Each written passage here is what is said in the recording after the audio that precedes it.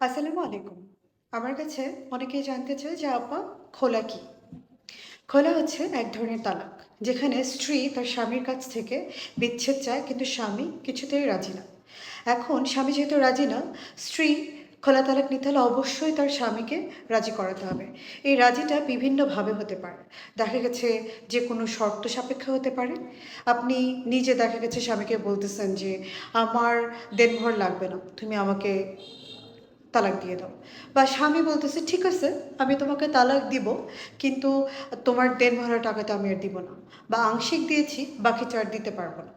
বিভিন্ন ধরনের শর্তে সমঝোতার মাধ্যমে আপনি যখন আপনার স্বামীকে রাজি করাবেন, তখন আপনি খোলা তালাক চাইতে পারেন। আপনার স্বামী রাজি হওয়ার পরে আপনার কি করতে হবে, যে তালাকের যে নর্মাল প্রসিজিওরটা, নোটিশ পাঠানো, ইদ্যৎকাল পর্যন্ত ওয়েট করা, কার্যকর হওয়ার জন্য সব কিছু ওইভাবেই ফলো করতে হবে।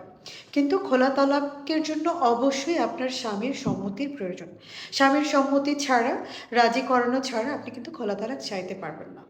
আশা করি আপনি বুঝে গেছেন, খোলাটা এক ধরনের তালাক, আর যেখানে আপনার স্বামীর সম্মতি ভীষণভাবে জরুরি। সম্মতি ছাড়া খোলা তালাক হবে না। ভালো থাকবেন। আসসালামু আলাইকুম।